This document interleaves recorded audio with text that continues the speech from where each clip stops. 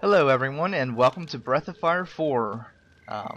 As you can tell, I finally have a headset, which means I can now start actually doing commentary. And I figured, hey, I'm still early enough in the game that I might as well just go ahead and start instead of like do a whole non-commentary thing like I did with Arc the Lad.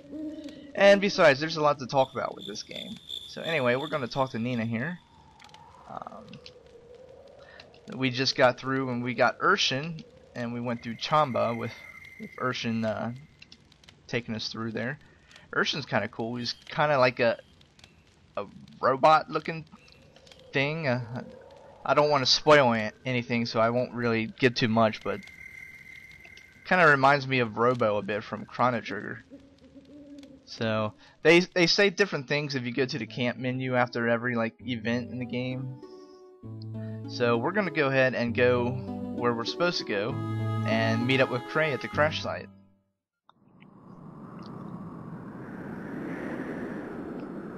Man, must have sucked for him. He's been stuck out there for like 3 or 4 days, I bet.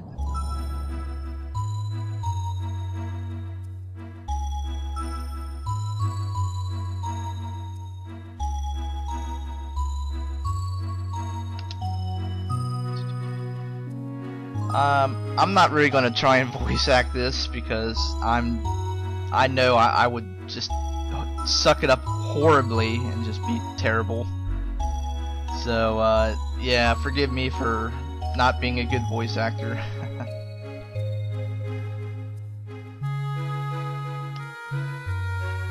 Yes, this is Ryu and Urshan. I call him Ryu, although I've heard him called Ryu. It can go either way, I guess. Yes, let's catch him up on everything.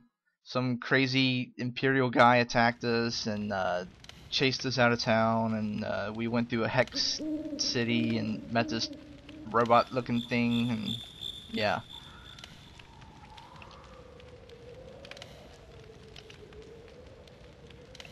Wait, I thought we did get the parts. Or wait, we got the parts, but they weren't fixed up or something like that. So that they're still broken, I guess. Yeah, sorry, man. You guarded a piece of junk, apparently.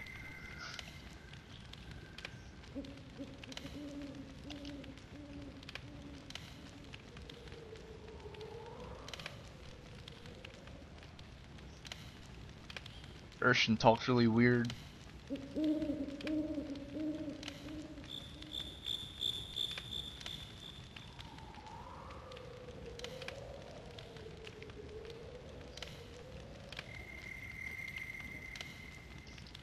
Ooh, I'm kind of sleepy too, actually.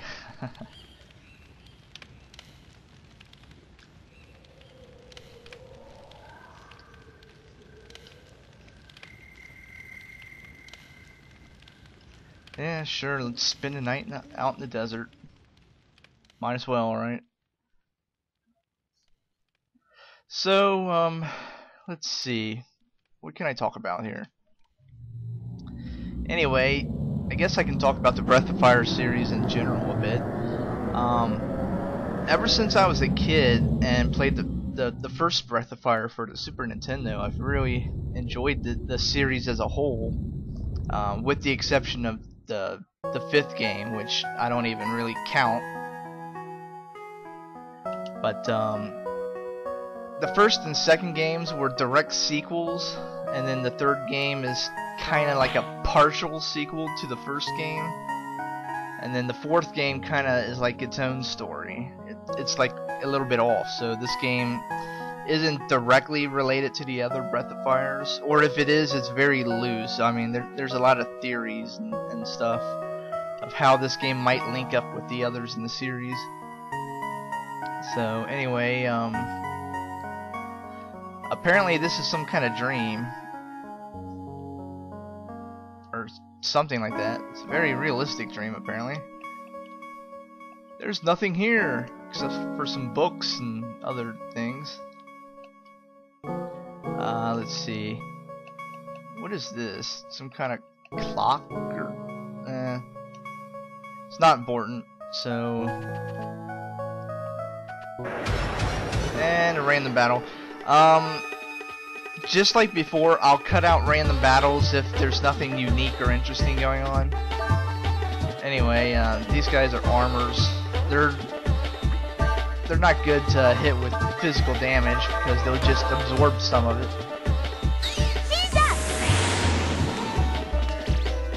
So, like, you'll see when the other two attack. Oh wait, he's going first. Ow. If you guys haven't noticed before, the way the battle system goes is whoever is in the first slot always goes first, and then the second slot goes second and third, regardless of your agility. However, the agility of the enemy comes into play, so typically you want your fastest person first so that they can go before the enemies, and then you go in order from fastest to slowest. However, there is an exception. If you want to chain attacks together, you might want your fastest person to go second or third, because again, no matter what your agility is, you'll always go in the order that you choose your characters in. Did I forgot how to get up there. Wow, I'm stupid.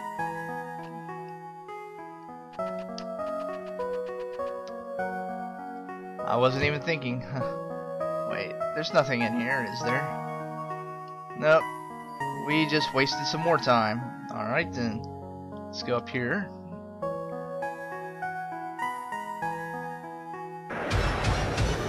We're in some sort of building, apparently. I don't know. I might cut this out and I might not. If I do, then well, then obviously anything I'm saying right now is kind of pointless. But if I don't, well, then enjoy watching the same battle again, I guess.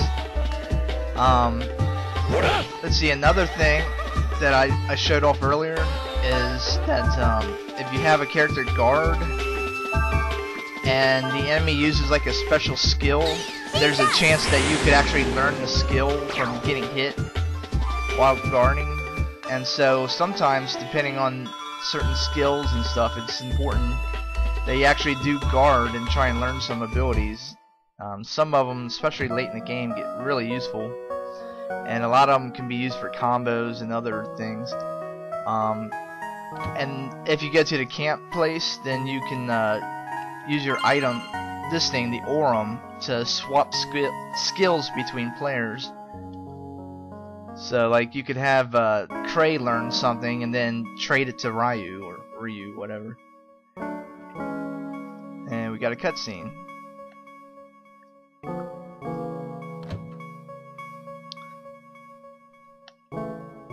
Two Asian-looking guys. I think they're guys.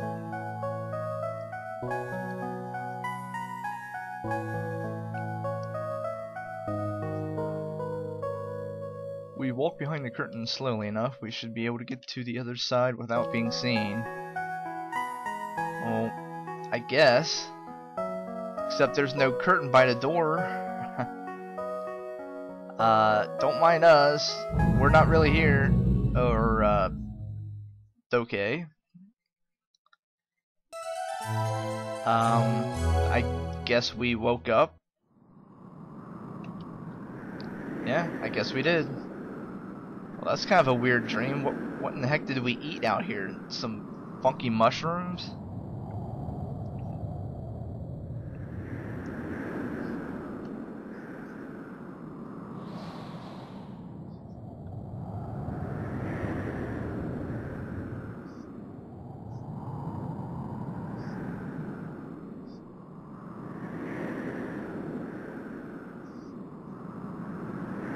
I like how their expressions on their little portrait changed depending on what they're saying. That was a nice little touch for a game back in the PlayStation era.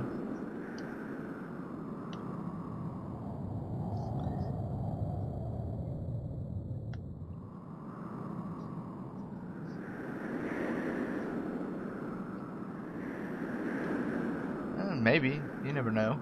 Yeah, apparently so.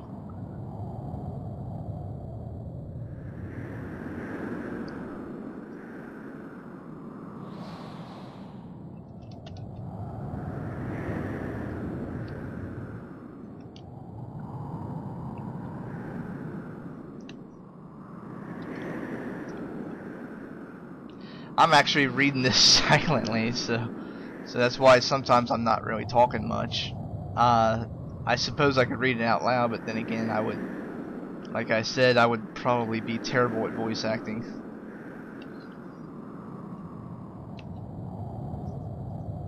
It's all thanks to Ryu, isn't it?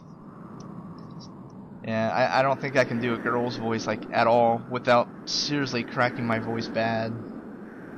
And technically, Urshan's a female, so I don't even know how the heck you can do a robotic sounding female.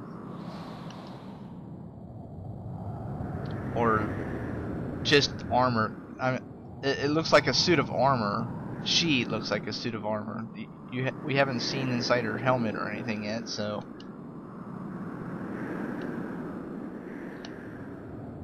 kind of think of like a female Alphonse Elric from Full Metal Alchemist.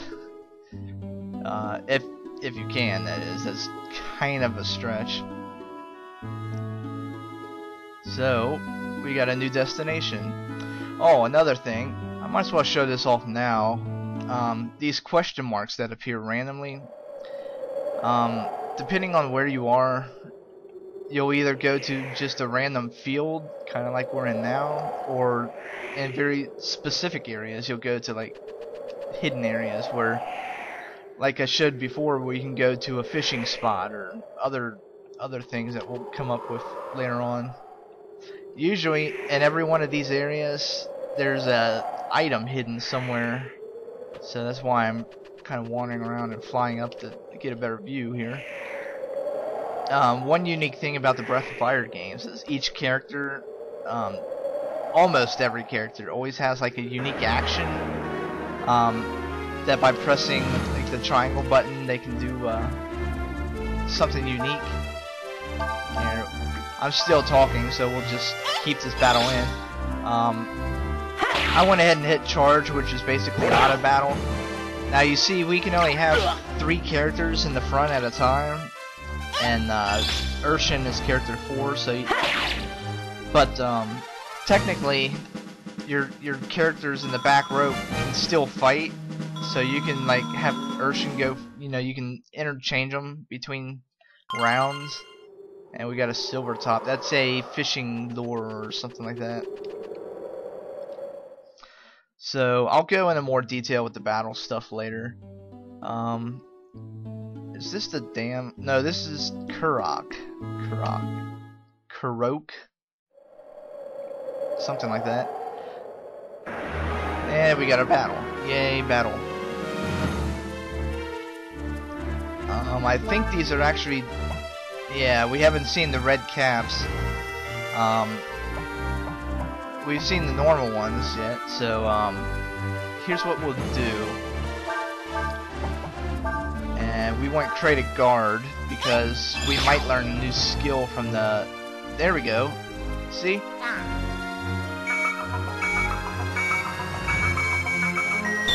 This skill can actually be pretty useful later on. It commands basically like berserk unit or berserk party members to focus on a target. So if you have something like that, and oh, he ran. Oh yeah, that's right. When their other guys go away, the red cap guys run away.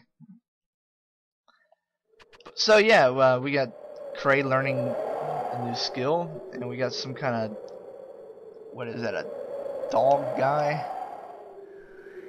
next to a really ugly chocobo. No, he's a wolf. Rolf. Our wolf. Okay, yeah.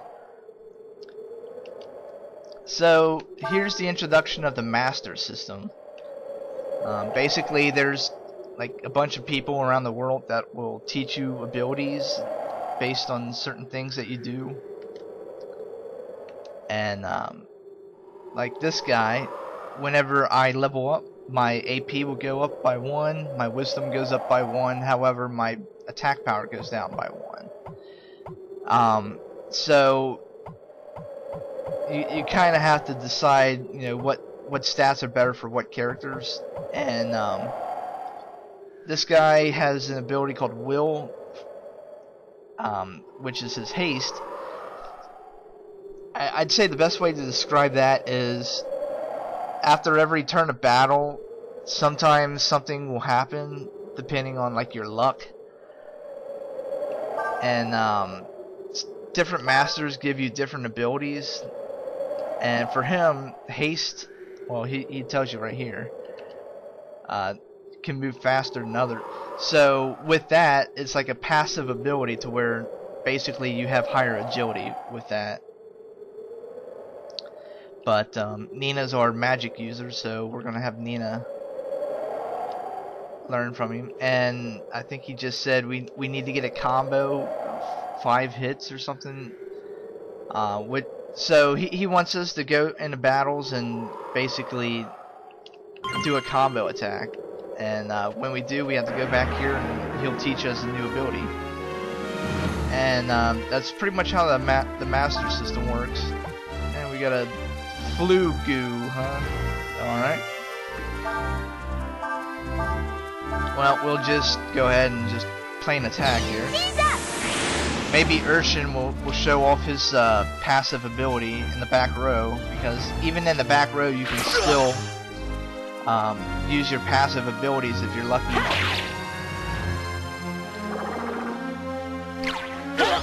Oh, that's a mean attack. It hits all 3 of us. Yeah, he's already blind.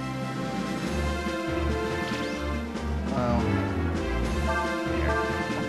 Do that. And we'll throw him in a back row since he can't see anymore. Another good thing about being in the back row is that after every turn in battle, you regain a certain amount of your AP, depending on one of your stats called CP. And so that could be helpful too. It strategically, like if you have Nina running low on ability points, then you might want to throw her in the back row for a turn or two to regain some AP. We got Ryu kind of half dead here. We better heal him up. I'm rambling on, aren't I?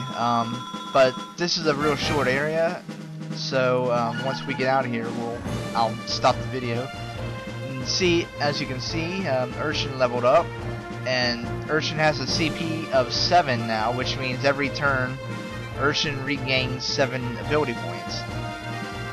So that's how that works out. Yeah, I better heal. And Nina is also kind of our designated healer, as well as a magic user, at least for now. And you kind of early in the game have to watch out, because you don't have much AP until you level up some. Anyway, we got a battle on our way. Joy. I don't know, I might cut this out, but it's a really short battle, and technically I didn't kill the red cap from before.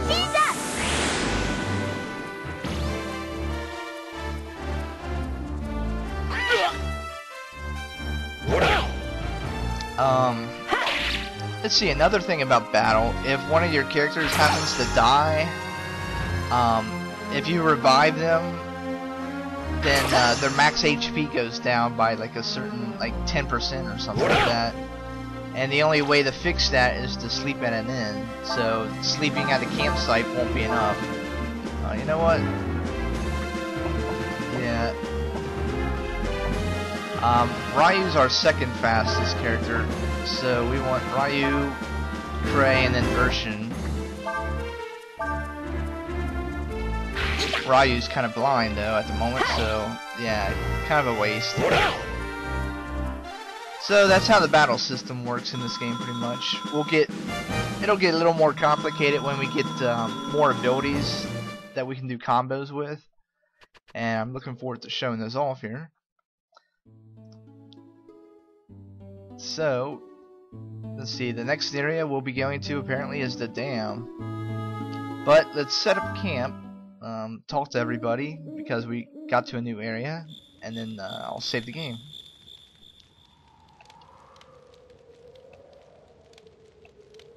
Yep, the guy really wants to save Elina. Um, he's like, him and Elina are boyfriend and girlfriend, or they're set to be married or something like that.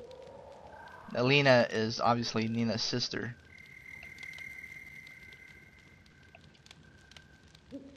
Yeah, sure, I believe in it.